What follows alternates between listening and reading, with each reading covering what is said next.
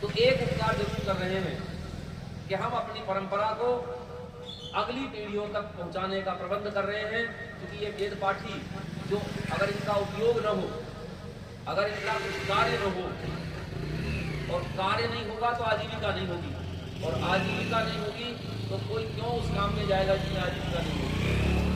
तो इसलिए अवश्य ऐसा प्रबंध करने चाहिए। और भले ही सब जगह यह आवश्यक नहीं है कि यज्ञ ही किया जाए, लेकिन वेद पाठ का पारायण जरूर करवाना चाहिए और उसका प्रयत्न जहाँ तक हो सके, जितना हमारा सामर्थ्य बने, करते रहना चाहिए। हमारे पुनः शास्त्रीगण तैयार हैं, पाठ के लिए मंत्र तैयार है, तो आरंभ करें। आचार्य जी का, आचार्य संदीप जी का बहुत बहुत धन्यवाद। उन्होंने अपनी मुखार बिंदों से, दिव्य वाणी से हमें ज्ञान से ओतप्रोत कर करके हमें एक दिशा प्रदान करी है कि यज्ञ हमें, यज्ञ का प्रारूप हमें क्या है और क्या समझना चाहिए, इससे क्या धारण करना चाहिए, यज्ञ क्यों और कब कैसे कहाँ कहाँ करने चाहिए। इस प्रकार को लेते हुए आपने बहुत सुंदर प्रकाश डालते हुए सभी को ज्ञान से ओतप्रोत किया। आपका बहुत बहुत धन्यवाद। देखिए, ऋषिवर देव दयानंद जी ने यज्ञ की परिपाटी को सर्वश्रेष्ठ बताया है।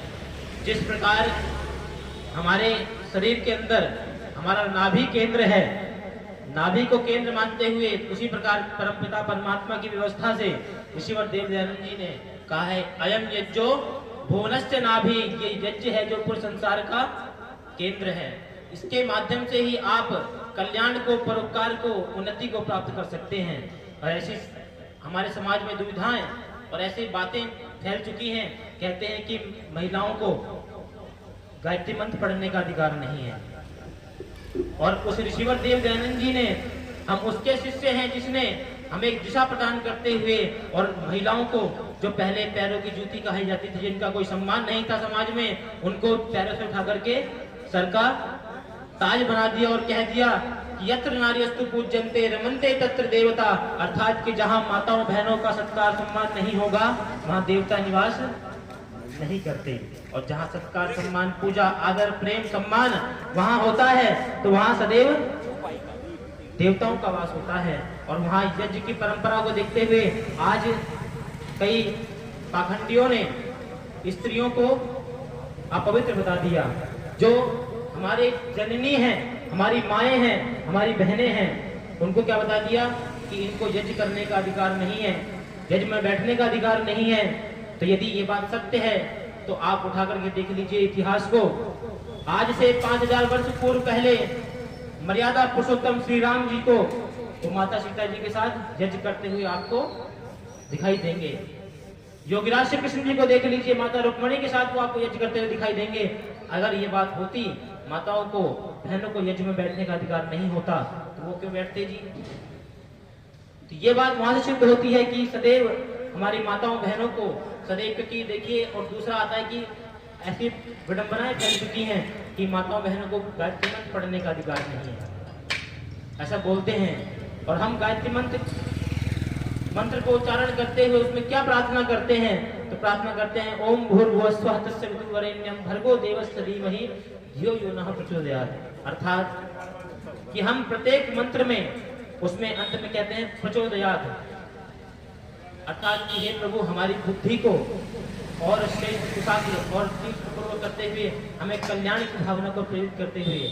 तो बताइए, क्या हमारी माताओं बहनों को बुद्धि प्राप्त करने का अधिकार नहीं है?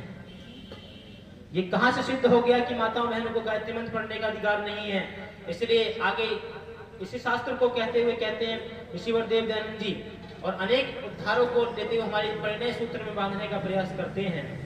और इसी प्रकार से हमारे शास्त्रों को लेकर के अनेक विडंबनाएं फैलाई जा रही हैं। तो आप सौभाग्यशाली हैं कि आप इस आर्यों की परंपरा में, इस यज्ञ की परंपरा में जुड़ करके आहुतियां प्रदान कर रहे हैं और यज्ञ को अपने जीवन में धारण करते हुए, और जिस प्रकार ये अग्नि ऊपर की ओर प्रज्वलित हो रही है, अपने जीवन का उत्थान करने की कामना कर रहे हैं। और देखिए, क्योंकि ऋषि देव दयानंद उसने इतने उपकार किए कि हम उनके उपकारों को कभी चुका नहीं सकते।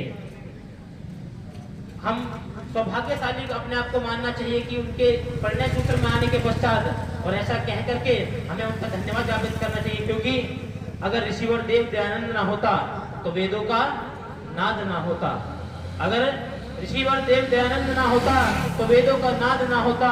इस धरा पर सब कुछ होता, लेकिन हिंदी हिंदू और हिंदुस्तान नहीं होता, हिंदी हिंदुस्तान नहीं होता। इसलिए आप सभी मिलकर के उस ऋषिवर देव दयानंद जी के उस प्रणय सूत्र को, व्यवस्था को धारण करते हुए अपने जीवन को कल्याणमय परोपकारमय धारणा को धारण करते हुए इस यज्ञ की व्यवस्था को आप प्रारूप से प्रचार करने का प्रयास करेंगे। आप सभी का बहुत बहुत धन्यवाद। चलिए अब वेद पाठ प्रारंभ करते हैं। अब ये अंतिम चरण है, जिन्होंने आहुति नहीं दी है वो आकर के स्थान ग्रहण कर लें, अन्यथा इसके बाद हम